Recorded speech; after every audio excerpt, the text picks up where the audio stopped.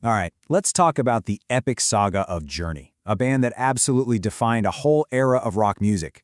And look, this is more than just a story about a bunch of hit songs. It's a story about creative genius, some really tough breakups, and a comeback so unlikely it honestly feels like something out of a movie.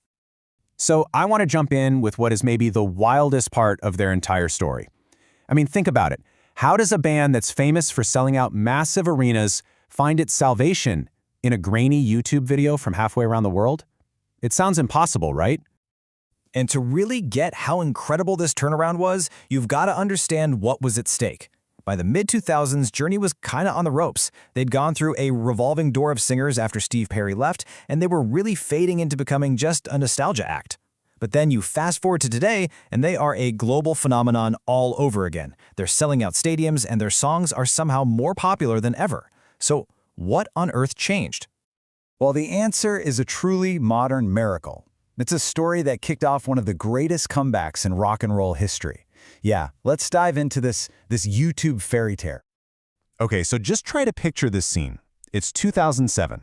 A pretty frustrated Neal Schon is just scrolling deep in a YouTube rabbit hole, desperately trying to find a new voice for Journey. And then he stumbles on it. A video of Arnel Pineda, a singer in a cover band in the Philippines, just absolutely belting out Journey's biggest hits. So Sean sends him an email, which, Pineda obviously thinks is a prank. I mean, who wouldn't?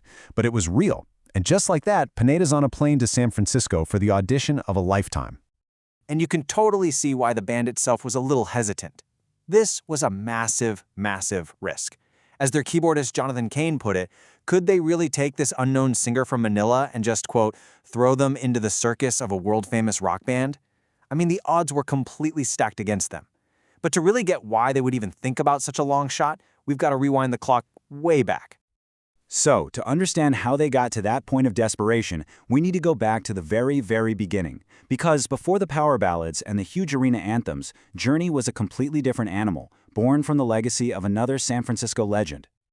Back in 1973, two former members of the band Santana, guitarist Neal Schon and keyboardist Gregg Rolie, decided they wanted to start their own thing. Fun fact, they were originally called the Golden Gate Rhythm Section.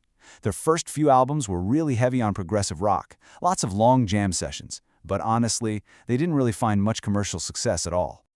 And what's so wild is that their early sound was a million miles away from the Journey we all know and love today. It was described as this meandering jam band style of music.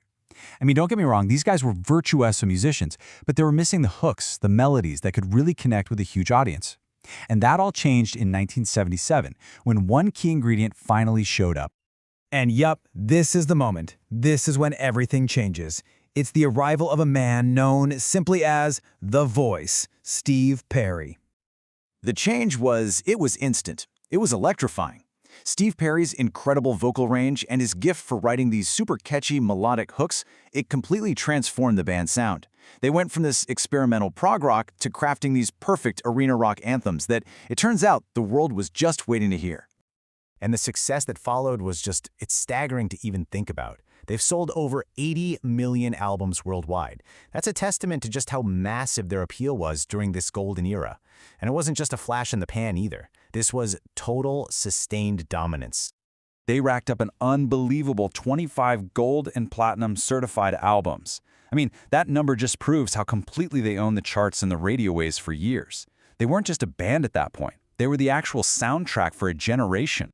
Their two biggest albums, 1981's Escape and 1983's Frontiers, both shot to #1 on the Billboard 200 chart.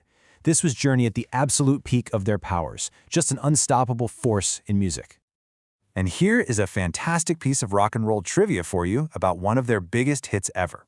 Before Jonathan Cain joined Journey, he was in a band called The Babies. He actually presented them with the melody for what would become Open Arms, and their singer, John Waite, turned it down flat. He called it too syrupy. Well, I guess one man's trash is another band's legendary chart-topping power ballad. But you know how these stories go. With that kind of success comes a ton of pressure. The constant demands of fame and, of course, growing creative differences. Well, they started to create some serious cracks in the band, which eventually led to them going their separate ways. So in 1987, totally exhausted and at odds with each other, the band broke up. They did get back together in 1995 for the album Trial by Fire, and for a minute it seemed like the glory days were back. But then a planned tour was suddenly canceled after Steve Perry suffered a really bad hip injury and just refused to get the surgery he needed. By 1998, Perry was officially out for good, and the band had to figure out how to move on without him. But here's the crazy thing.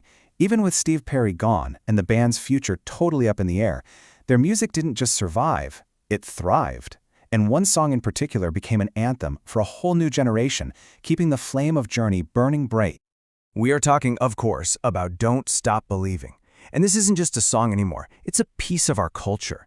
I mean, according to the RIAA, it is tied as the highest certified single in the history of the United States. That's 18 times platinum. It means it shifted over 18 million equivalent units in the US alone. That number is almost hard to even wrap your head around. It's just a testament to its unbelievable, unstoppable staying power. And here's why. The song became so much more than music. It was the soundtrack to that iconic and pretty controversial final scene of The Sopranos. It was a staple on the huge hit show Glee. It's been in movies. It's been screamed by millions at sporting events. The song just became this permanent part of our collective experience. So you can see what's happening, right? The incredible, enduring popularity of this one song created this massive, unquenchable hunger for Journey's music. It kept the band in the cultural conversation, and it set the stage perfectly for their totally improbable comeback. And that brings us right back around to where we started. After Neal Schon found Arnel Pineda on YouTube, the band recorded a new album called Revelation. And just look at this. It debuted at number 5 on the Billboard charts and went platinum. The gamble paid off. The fairy tale was real. Journey was back. You know, it all leaves us with this really fascinating question to think about. For a band like Journey, a band that had such a distinct and iconic frontman, what's the ultimate measure of their legacy? Is it the original voice that made them famous? Or is it the power of the songs themselves, songs so timeless that they can be reborn with a brand new voice and inspire a whole new generation to never, ever stop believing?